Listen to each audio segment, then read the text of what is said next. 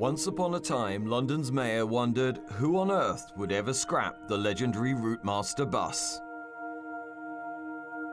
Only some ghastly sort of dehumanised moron would actually want to get rid of Routemasters. 4 years later, he did just that. But if he thought the world would let them all end up here, he was wrong.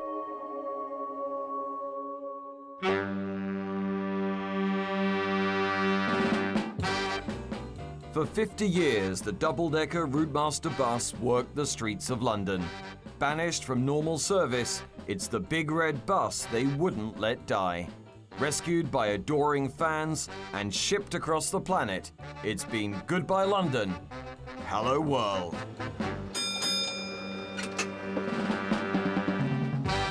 Meet the Swiss millionaire on his very own summer holiday. Refusing to go bendy, the London bus driver exiled to Canada with his old Routemaster. And all aboard the tropical number 9, now blessed by monks, bringing smiles to orphans.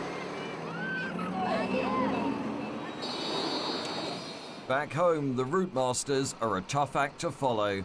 Deaths, fires, fewer seats and added congestion have left the replacement German bendy buses rather unloved. They'll never make a postcard. London bus driver Mark Beckham hated them and wanted his Routemaster back. When I came into work a few days later and had to drive the one-person buses on the same route, and I thought, this just isn't it, this is just not me. I can't stand this. This is taking twice as long.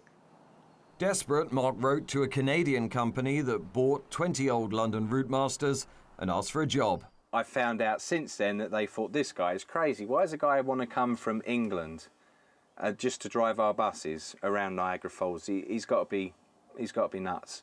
3,500 miles from London, the buses tour Niagara Falls. The driver from Bow was hired and welcomed at the depot's pearly gates. It was like heaven. It was like bus heaven.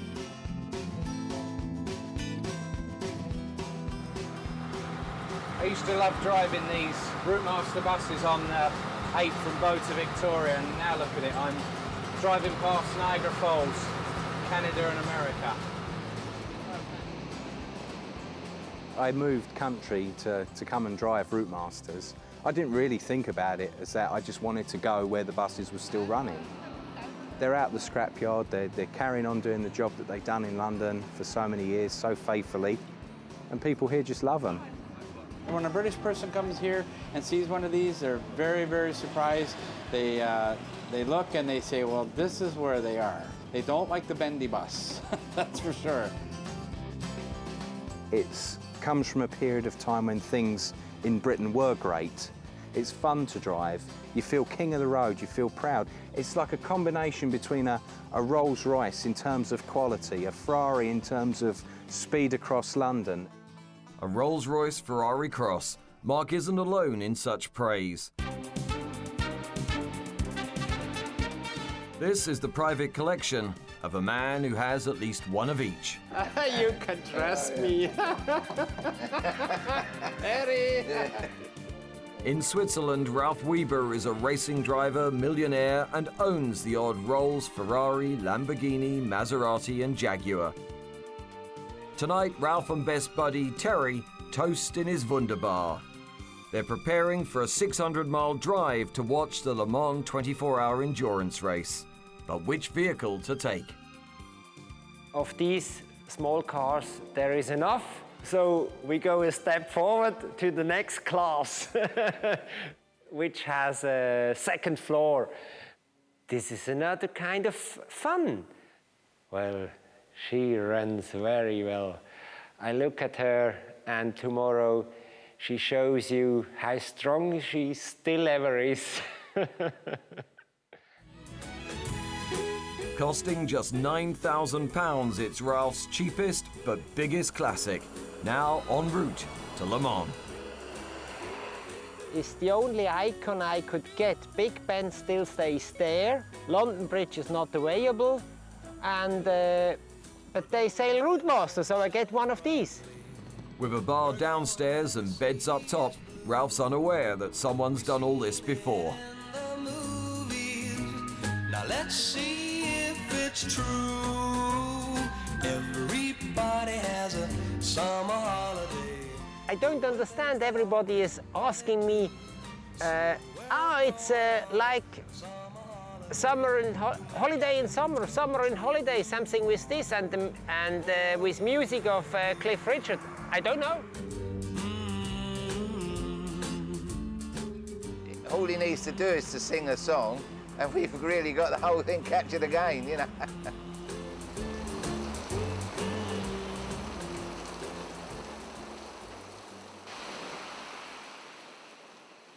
The Routemaster, they did millions of miles in London, and now she's no more in London.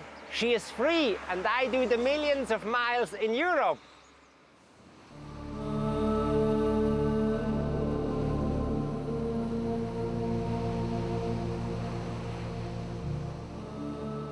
Across the seas, this number 9 left the Strand for Sri Lanka. Its mission? To bring a smile to the orphans of the tsunami. The old girl hasn't failed.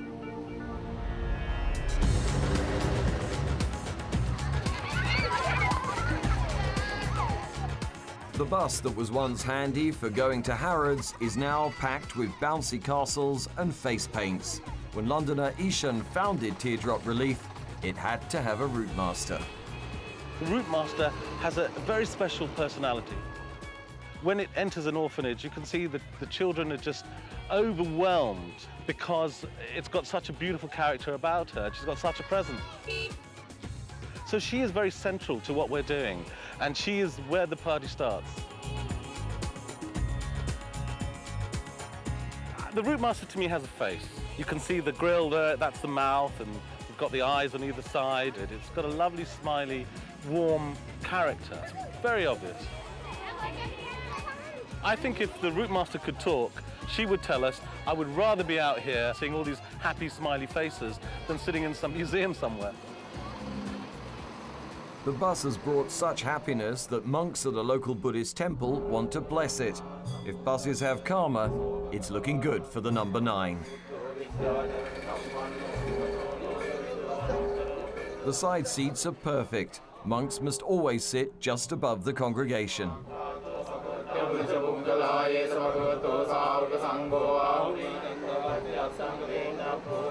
Oh, did we expect that? I don't think we ever expected that. How many monks have you seen on a Routemaster? Having blessed the driver's cockpit, the chanting's finally over. But the monks are intrigued. The monks have said that they want to ride, so I said I'll take them for a quick spin. Ecstatic with his blessing, Ishan drives off, forgetting that trees here don't see many double-deckers. Blessed, this Routemaster lives on. Of nearly 3,000 produced, only about 500 survive. Barnsley, Yorkshire is where Routemasters come to die. Half of all those made terminated here. This is where some of the last of the Routemasters are coming to our premises, and this is where they lie before we do dismantle them and they go to the final deathbed. It doesn't upset me at all, no. No, it doesn't. It does upset the bus enthusiasts when they're coming. They used to cry when we was dismantling them. It's our job, you know, we can't, you cannot save them all.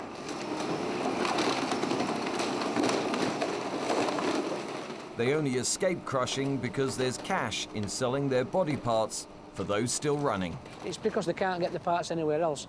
That's why they have to come here. Once the life expectancy is gone, they will be dismantled. And I may shed a tear. Hey, I need some transmission parts. Back at Niagara Falls, fleet engineer Ken is on the transatlantic hotline, searching out just those parts. Let me know when you're shipping that bearing for the front of the transmission. Maintaining 20 aging Routemasters, Ken has his work cut out. He's taken to cannibalism, even shipping over a beaten-up one to feed the fleet. When a Routemaster dies, these parts get taken out, even if it's the frame, the whole engine. We'll run this engine, and sit it outside, let it run for a day, make sure it's ready to go. When it goes in a bus, engines, once they're rebuilt, will run another 10, 15 years. Chrome trim, fenders here. Oh wow, shipped from London, eh? Yeah, got those last With a year. storeroom of parts, Mark and Ken hope to keep London's bus alive. Mostly North London. So every Londoner knows what that sound is.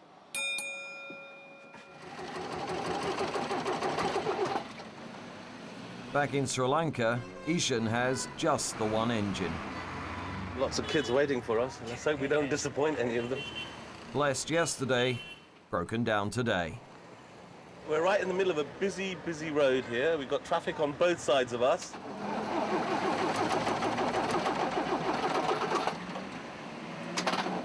Ishan's Routemaster just isn't smiling today. Unfortunately, they're looking at us for the wrong reasons at the moment, but we'll be up and going shortly, so I'm sure of that. Coming up, will Old Faithful make it to the party? Then there were three. A new love climbs aboard Mark's old love. And Ralph takes Le Mans, racing in a Routemaster.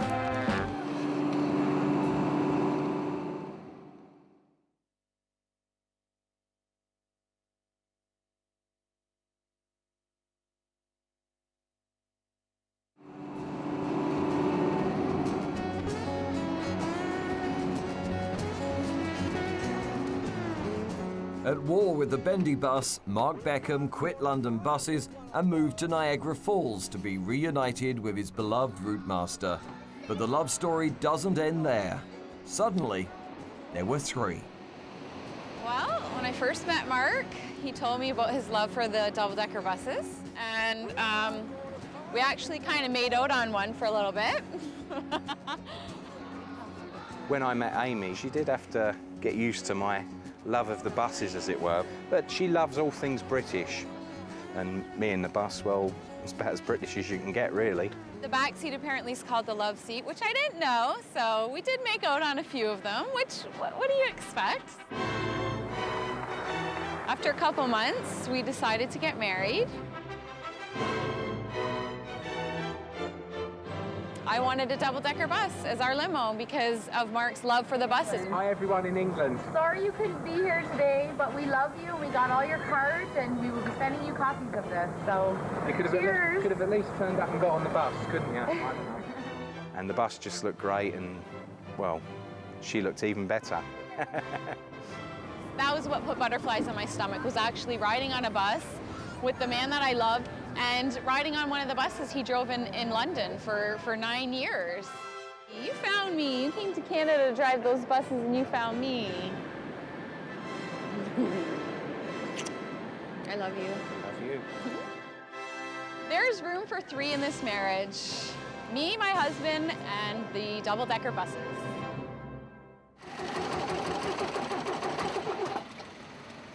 Back in Sri Lanka, the blessed number 9 is now heavily leaking fuel. The traffic's building up, and underneath, the engineer is sucking diesel through the pipes. Yo! Come. Oh, no. Nearly.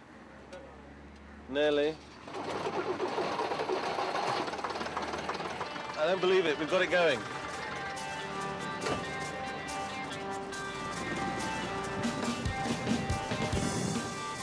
It's on to the party, but Ishan knows he's pushing his luck.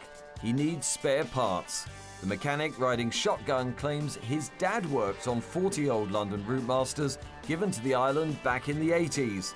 Now Ishan wants to find out if any of that lost tribe has survived.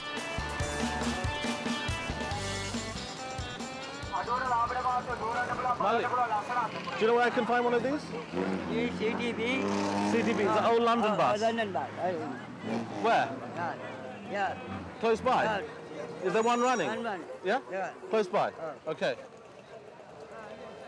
Well, he says there's one close by, actually, so who knows? Let's go and have a look. Directed to the bus depot, Ishan hopes the old man's right. I can see something. I think there's a certainly a double-decker right over in the back. It looks like a Routemaster. But first, that other great British export, the Jobsworth. Let's hope that we get permission to go in there and have a look. After an hour pleading at the gate, he's finally allowed a 5-minute visit. Well, here it is. Here's the Routemaster that we were told about. Right.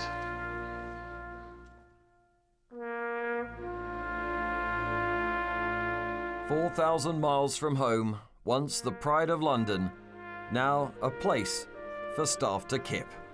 Over there. With the iron frame. Well, I think it looks like it's being used for something else. I think people are staying on board it. So what are you going to do with the bus? Keep it here? What are you going to do? Nothing. You don't want to restore it? No, you can't. Will you sell some parts from here? We don't have parts. You don't have. Then the strangest news. Recently, someone came and took parts. Is there another working Routemaster on the island? Ishan needs to find out who's ahead of him in the race for spares. I think it's served its purpose. I think it's lived its life. I think it's had a good life in London, good life in Sri Lanka, and now it's resting in peace here, I think. Mystery in Sri Lanka, but on another island there is definitely just the one. 8,000 miles from Blighty, this 38 from Clapton Pond now terminates at Penguin Bay, the Falklands. If you're proud to be British, send for a Routemaster.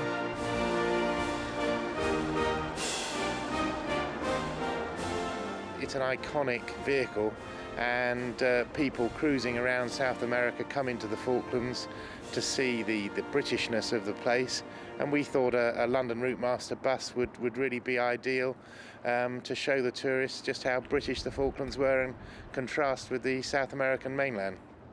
It's a quieter life and a long way from the mean streets of Hackney. It's not going to be used every day. It's used when there are cruise vessel tourists in, which is probably sort of 30 or 40 days a year. I think it's a little piece of home, isn't it? And I think everybody likes to see a little piece of home somewhere else in the world, even if it is 8,000 miles away from London. En route to Le Mans, Ralph arrives in Paris.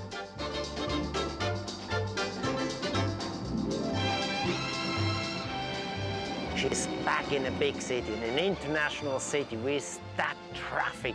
She likes it, and she shows everybody, here I am, take care, I am bigger than you.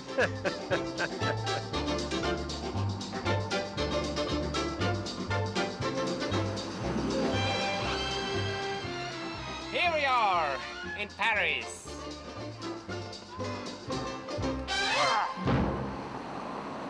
It's been a long day's drive, but where to park for the night? Ralph and friend Terry settle on a bus lane. Illegal, but still pulling crowds. Very nice. But Routemasters have no such rights in Paris. Police eventually order them out of town to a truck stop.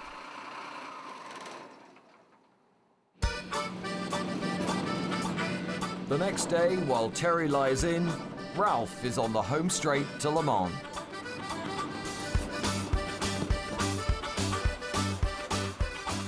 I just don't know how many parking spaces I should buy.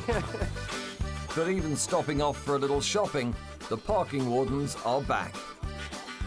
He talks his way out of a ticket, but he's about to break some even bigger rules. This is Le Mans, where cars reach speeds of up to 170 miles an hour.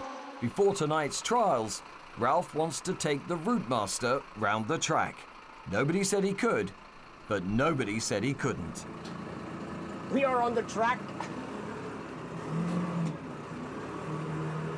And this is maybe the only Routemaster in the world who reverses on the Mensah Strait.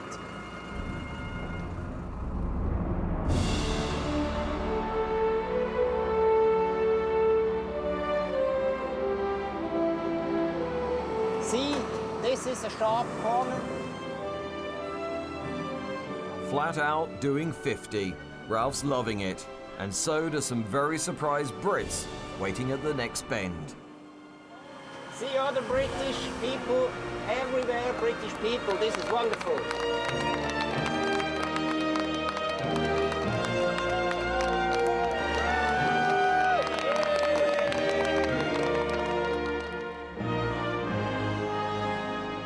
What a wonderful piece of equipment that is.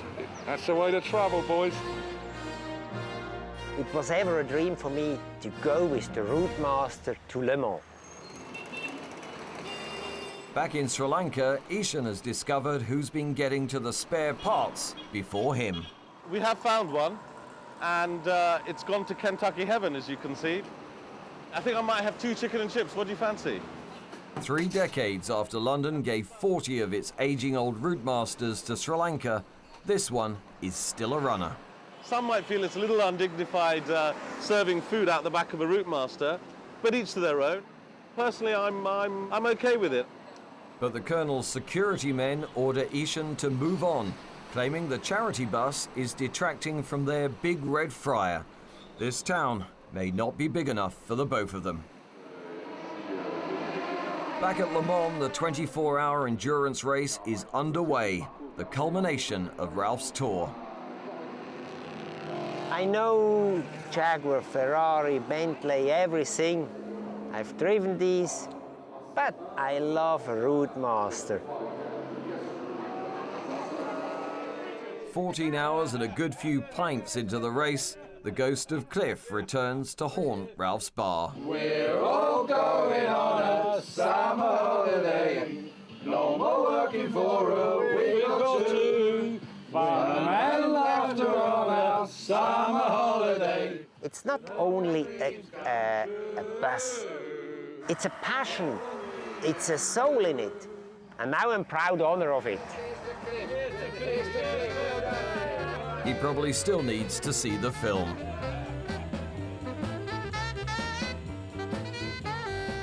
So the bus the men in suits wanted rid of lives on.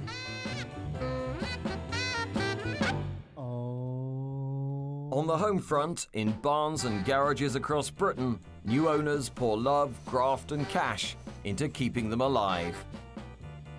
But perhaps most amazing of all, in just about every corner of the planet, you'll never be too far from the bus that said goodbye London, hello world.